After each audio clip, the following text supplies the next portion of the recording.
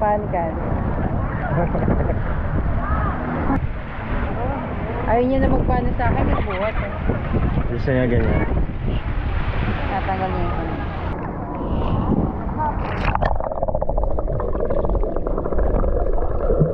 Ito nga pala yung pinakamagandang pwesto na nakita namin dito, no?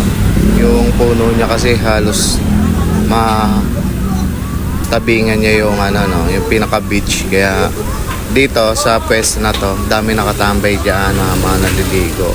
Iba-ibang lahi. Sa gilid lang ng Astoria yan, malapit sa Station 2. Yan, mas okay dito kasi hindi ka masusunog masyado. Tsaka malinaw ang tubig, medyo konti lang din yung lumot niya. Linggo nga pala to, no? Nag-aantay lang kami dyan ng scuba diving schedule ko kasi. After nitong scuba diving namin, dapat may parasailing kami after nyan. Yun nga lang, pagkatapos ng scuba diving, ang sakit ng ulo ko, ang sakit ng tenga ko. Kaya pwede naman pa-rescue yung yung water activities.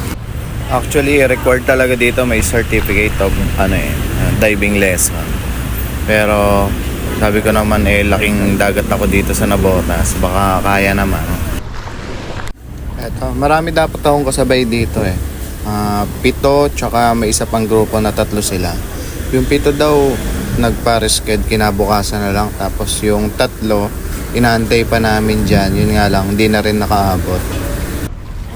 Tips ko nga pala, kung magpapa-schedule kayo ng water activities sa umaga nyo gawin, dahil wala sila masyadong customer sa umaga. Mas matagal nilang ine-execute yung yung oras nyo.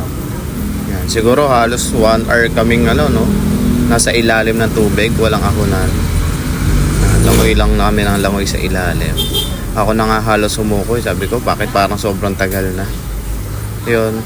Pero nung umpisa, nasa isip-isip ko, sana matagal. Tapos nung medyo nasa ilalim na kami, ayun ang tagal na namin.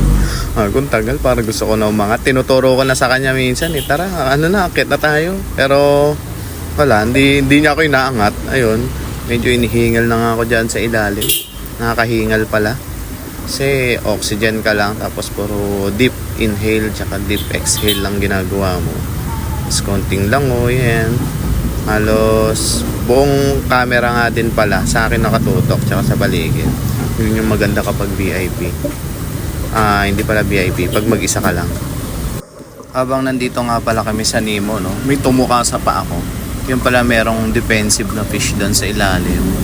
Yun, tapos ayan, akala ko tuloy yun yung tumuka sa akin. Kaya pag-aahon namin talagang tinitignan ko kung may sugat ba ako, may mga nakabaon sa balat ko na tusok ng pangil. Ayun, sabi naman ni Kuya, hindi naman daw nangangagat yan hanggat hindi mo siya naiipit o naapakan. Kaya ang problema, hindi mo naman alam kung naipit mo ba siya. Yung una, kala ko, di ko kaya sumasakit na. Tinitingis ko lang.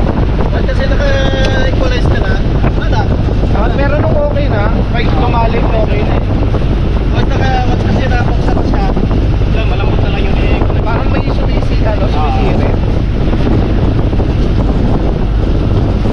Akala ko naman, may nilalagay lang na takip sa tenga. Hindi siya advisable na may nilalagay kasi may pressure sa labas itutulak yung tapos ko. Minsan, hindi na matanggal. Sabi ka, araw-araw kami nagda-dive. Wala na kami wala na nag-usa na. Nasaan na yun yung tinga? Ayos medyo pingi pa ako. Hindi sanay sa pressure. Sama pala naman pero marami pa yan yung mga side. Maraming side nila. Yung pala yung delikado, no? Biglang minahas. Pero pag ano naman, gulibol ng ginalaw yun, hindi naman yun. Ito, pag naipin, napakan, ano pa talaga. Thank you. Sarap. Sakit sa tayo. May isa pa akong gustong i-try, yung pre-diving naman. Mukhang mahihirapan ako sa part na yon. Talagang matinding training siguro kailangan doon. Kasi 1 breath lang yun.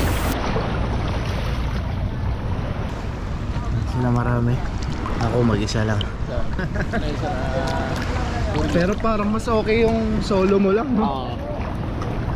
Kasi babantayan ka talaga. Tapos pag marami kasi, mag-aantay ka yung pag-picture, nakapila. Oo. Unahin pa yung iba, okay lang kung ito yung una na pagkaran. Kapag ikot ka agad. Kapag ikaw yung huli, yung oras mo mauubos sa pag-aantay. Oo nga. Saka nakakahingal din, ha? Lalo na kapag bumigat yung ano mo, di ka lumulutang. Kasi pipilitin mo hanggang kung ano eh, kumapa eh. Napipersa yung pagkila. Para medyo nahilong ako. Ngayon ko lang naramdaman. Nandito na ako. Ayan, tingnan lang.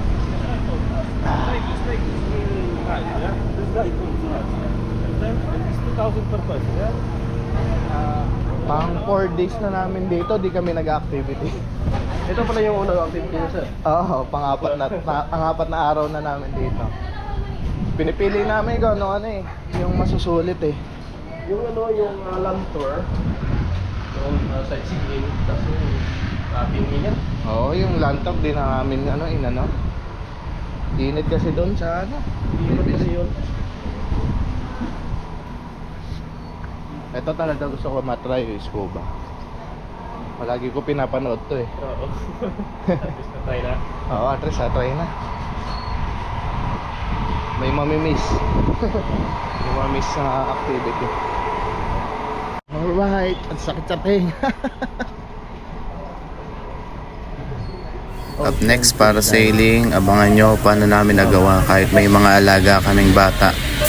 Yo, thank you.